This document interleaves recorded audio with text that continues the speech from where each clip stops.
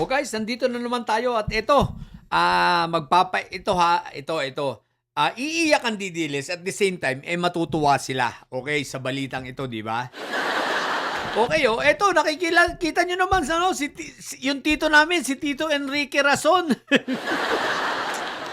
Kinonfirm na, syempre, kasama niya, syempre, sa sobrang tumutulong ito sa project ng aming Tito Bongbong, di ba? At ayan na nga, may nahukay na naman na panibagong enerhiya o gas sa dito sa anong tawag dito? Kamago 3. Okay? Dito sa may Malampaya. Okay, meron na naman tayong nakuhang bagong pagkukunan ng ating gas. Okay? So, ibig sabihin, ang plano makakapag-supply na ito ng gas by last quarter ng 2026 ngayong taong ito dahil naglalatag na ng linya. At mas malakas ito, mas marami itong Kamago 3, okay? So, ayan na nga, kinonfirm na ni Tito Enrique Rason. Bakit ito ay good news sa mga didilis, ha?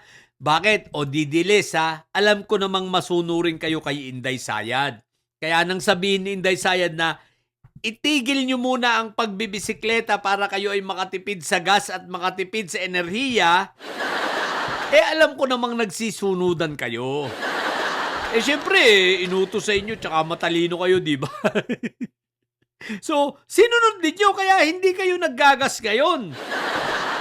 O di ba? Hindi kayo naggagas, hindi kayo nagbibisikleta. Wag na natin pag-usapan yung carpooling kasi alam kong hindi nyo alam yan. Paano nyo malalaman yung mga bubunga kayo? Hindi nyo nga natapos ang kinder, di ba? So, pag-usapan na lang natin yung inyong pagbibisikleta. So, dahil sa ngayon ay hindi kayo nakakagamit ng bisikleta kasi nga, ang utos ni Inday Sayad sa inyo ng inyong poon, huwag kayong magbabike kasi sayang ang gasolina at sayang ang enerhiya. Sayang daw ang energy, sayang ang langis. Okay? So, ngayon, pagdating ng December at ito ay nakapag-supply na, sigurado mumura na. So, bababa na ang presyo kasi hindi natin alam kung hanggang kailan ang gera, di ba? Malay mo, tumagal pa ito ng matagal-tagal. Diyos ko, purude. Hindi natin alam ang sitwasyon. Pero ganun pa man, hanggat mahal, huwag kayong gagamit ng bisikleta para makatipid. Okay, so, maghintay kayo ng December. So, good news ito, mga didilis, para sa inyo.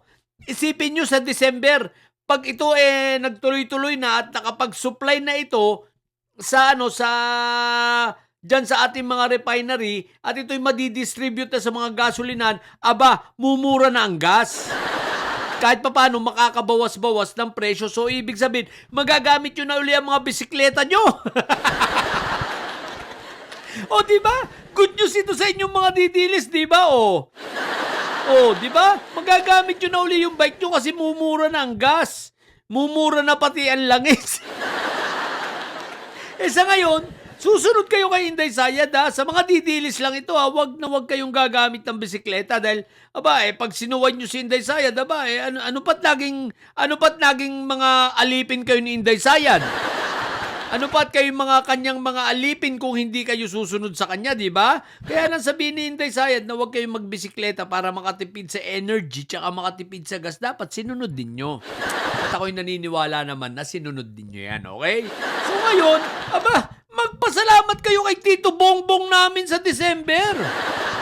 Dahil kay Tito Bongbong namin, masusuplayan kayo ng murang gasolina. Kapag ito nagkaroon na ito ng pipe, natapos na ang pipe at ang target nga last quarter ng 2026, o di ba? Magpasalamat kayo sa amin dalawang tito, kay Tito Bongbong tsaka kay Tito Enrique, mga didilis. O di ba? Pero yung mga didilis, ang sakit sa mata nito, no? Isipin mo, meron tayo ito, Kamago 3 ito, Kamago 3, meron tayong Malampaya East. So, dalawa na yon. Isipin nyo yung guys. O, di ba? Kaya ang mga didilis, jackpot na naman rito, makikinabang na naman sila, makakagamit na naman sila ng bisikleta. Ang talino nyo. Manang-mana kayo sa Sapunin yung may sayad ang hinayupak na yun. O sige na, yun lang. So, shout out kay Tito Bongbong namin ha. Good job, good job. Tsaka kay Tito Enrique ha. Isipin mo, napakalaking tulong nito para sa ating bansa. At sana magtuloy-tuloy pa ito. So, tuloy-tuloy na maguhukay sila. Alam ko sila Tito Enrique Rason eh. Sabi mo mga dilis, makatito itong mga ito. Syempre, ganyan talaga kami. Di ba? So, yun.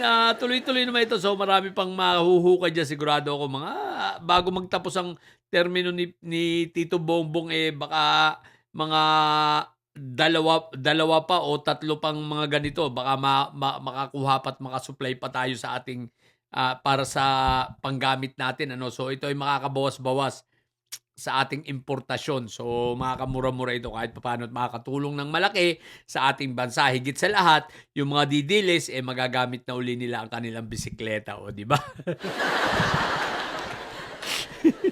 So, yun lang. Yun lang. Sa mga bobong didilis na may saya dyan, na sumunod kay Inday Sayad.